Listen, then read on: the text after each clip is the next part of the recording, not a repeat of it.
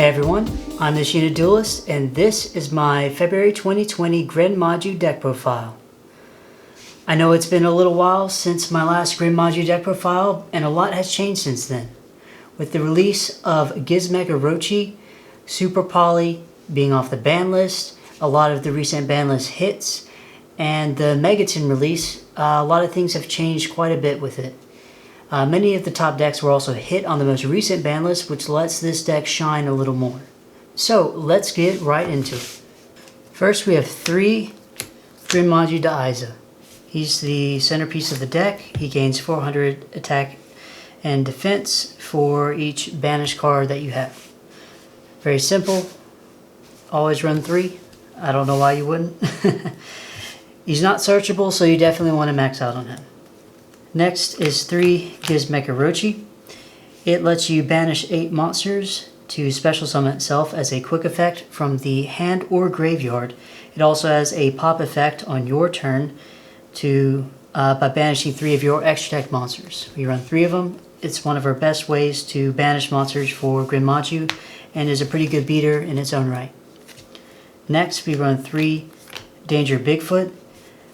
The danger monsters in here help create a nice rank 8 engine, as well as letting you dig through your deck a little bit more to look for Gren Maju or other cards that you would need. And it also provides destruction to help break through your opponent's boards. Next we run 2 Danger Thunderbird.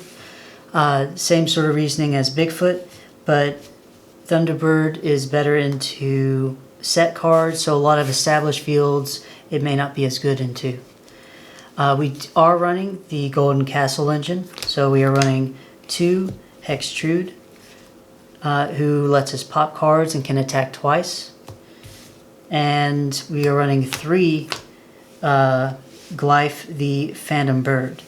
And Glyph lets us search out Golden Castle. It also can pop a Speller Trap when normal or special summoned. Next up, we are running 3 Eater Millions. This card is an easy summon just from the hand by banishing cards from your extra deck. It also lets you banish face down monsters that it attacks into, or that attack into it. It's actually fairly hard to deal with in a lot of situations, and it's just one more thing that you can help push your opponent with. We are running 2 Gamma Seal. It's the lowest attack, level 8 monster or kaiju, and it helps us get rid of problem cards that the opponent might have. And we can hit over it easily with any of our big guys or Gren Maju itself. Next, we're running 3 Golden Castle. This card lets us summon Hextrude from our deck, as well as banishing 10 cards the next standby phase, which lets us boost up our Gren Maju. It also provides protection from all battle by destroying the opponent's monsters and dealing damage to them if they attack. Next, we're running 3 Pot of Desires. This card pretty much makes the deck viable. It lets us draw 2, which is wonderful, as well as banishing 10 to set up our Gren Maju. We also run 3 Trade-In. Most of our monsters are level 8, and we generally don't need every single one of them. It's also great to toss a Gizmek Orochi or any of the dangers to either pop or set up Gizmek to special from grave while also drawing 2 cards. We are also running 3 Super Poly. It's one of the best going second cards or even going first. And it helps break boards and get out of situations of heavy negates, since monsters can't really respond to it, or pretty much anything can't really respond to it. Next we run 2 Dark Ruler No More.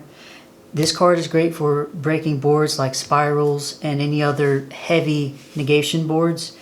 I like running 2 because it does end up breaking you if you run multiples. But Dark Ruler No More is a wonderful card to, again, help go second, which is what we want to do. We also run 2 Called by the Grave. It helps us get through our plays through hand traps, as well as stopping our opponent from using their effects like Orcust effects in the graveyard or spiral cards, such as hitting Spiral Master Plan or hitting Spiral Quick Fix in the graveyard. Those can just stop their plays in its tracks and is a versatile card to use. Lastly, we have some one-ofs, Monster Reborn, because every now and then you end up dumping Gren Maju or one of your other guys and you just need to get something back. It's an easy summon. Terraforming to search Golan Castle Stromberg, and one Foolish Burial, usually to send the Gizmek Orochi. And that's it for the main deck. Our extra deck mainly consists of Super Poly targets and a rank 8 engine, as well as a few other links. So we'll start with the rank 8 engine. We've got Sanapod, the Sky Prison. This lets you kind of turn off special summoning from the graveyard, which is strong into many decks. We have Hope Harbinger, Spell Negation, Zombie Stein, which can negate pretty much any card, but you have to change it to defense as well as discard a card to do so, and detach, I think, one or two. We run one Dingirsu. Dingirsu is just very strong removal, and well, he's a great card. He doesn't target, he sends to the graveyard instead of destroy, so he's perfect to use. And you can hard make him with 2 level 8s. Then we run some of the Galaxy Eye Photon Dragon cards that let you pop and or steal cards. I don't think I have every one that I might run for this engine, but it's not the most important because you have so much other destruction anyways. For the Super Poly targets, we actually have Starving Venom Fusion Dragon, which is a very common one, requires 2 darks. Gosh, let me make sure I say this name right. Predaplant Trifio Veritum. It requires 3 darts and is a very strong Super Poly target. We run the Salamangrate Violet Chimera. Then World Chalice Guard Dragon Almorduke. This one requires 3 Link monsters and is very good into the Spiral matchup.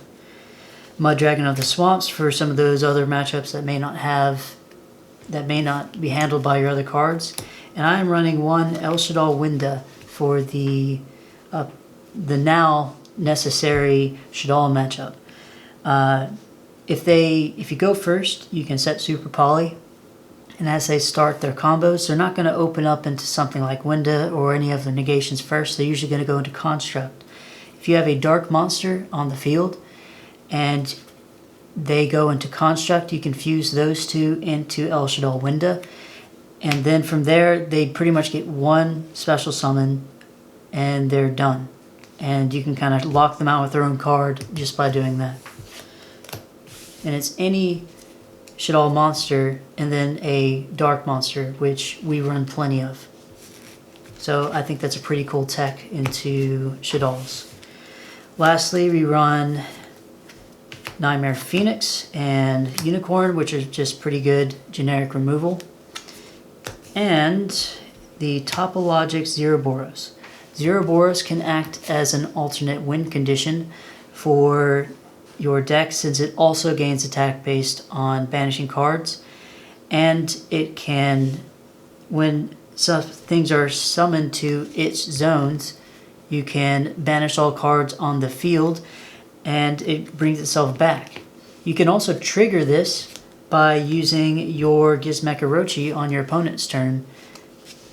Summon it out to a zone, banish everything, and then this comes back the next turn much stronger. Alright, on to this side deck. Now, side decks tend to vary depending on the event you're going to, or the makeup of your locals or regionals, what you expect. And generally, this is what I found to work for me personally. I run one more Dark Ruler No More in case I need more of them in the main deck. And I run 3 Nibiru, 3 Sphere Mode and these are all mainly for the matchup with spam heavy decks like Spirals. I run 3 evenly. This card is almost worth maining because, well, it banishes cards, and that's pretty good for the deck in general. But typically you can't use it through spiral boards and things like that, so it's better to run Dark Ruler no more. We run 3 Twin Twisters for the back row decks, and we run 2 There Can Only Be 1. I don't like running 3 of them because they are just, it doesn't matter if you have 2 of them, so you generally just want to see 1 of them in your hand. But this is my side deck. If you wanted to, if you're worried more about back row decks, say at your locals that was more prevalent, they're not really at mine. Mine is mostly spam heavy or monster decks. You can drop the There Can Only Be Ones and run some Hey True Nades. This card is still great. It's really good into any sort of back row deck and can clear it out and let you OTK in 1 turn. Well, that about wraps everything up. Please give the video a like if you enjoyed it, and let me know what you think in the comments below. You can find me on my Instagram and Twitter as well, and I've got links in the description of the video for those. I'm the Sheena Duelist, and I'll see you next time.